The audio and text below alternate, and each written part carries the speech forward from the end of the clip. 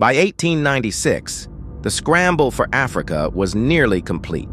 Britain, France, Germany, Belgium, they had carved up an entire continent like a feast. Millions enslaved, kingdoms erased, cultures destroyed. But there was one place they couldn't touch, one nation that stood defiant while empires fell around it. Ethiopia. Italy was late to the colonial party and they were hungry for glory. They had their eyes on Ethiopia, ancient, proud, and rich. They thought it would be easy. In 1889, they tricked Emperor Menelik II into signing the Treaty of Wuchal.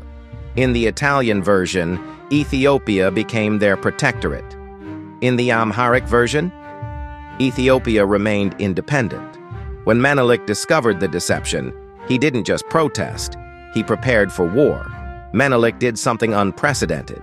He united Ethiopia's diverse regions, Muslims and Christians, highlanders and lowlanders, under one banner. His wife, Empress Taitu Betul, wasn't just supportive. She was strategic, fierce, and ready to fight alongside the men. They stockpiled modern rifles from France and Russia. They trained 100,000 soldiers.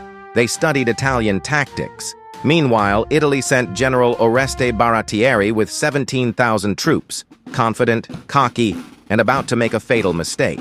On March 1st, 1896, the two forces would meet at Adwa. Baratieri thought he knew the terrain. He didn't. His maps were outdated. His brigades got separated in the mountainous landscape, and when dawn broke, he realized his mistake. Ethiopian forces surrounded them on all sides, waves of warriors descending from the hills like a storm. The Italians fought desperately, but they were outmaneuvered, outnumbered, and outmatched. The battle lasted just 6 hours. When the dust settled, over 7,000 Italian soldiers were dead. 3,000 more were captured. Ethiopia lost about 4,000 to 6,000 men. Heavy, yes, but they had won. Italy, a European power with modern weapons and colonial experience, had been utterly defeated by an African army. The shockwaves were global. Italy was forced to sign the Treaty of Addis Ababa, recognizing Ethiopia's full independence. It was the first time in modern history that an African nation defeated a European colonial power in battle. But Adwa was more than a military victory. It became a symbol. In America, black newspapers celebrated it as proof of African strength. The Harlem Renaissance drew inspiration from it.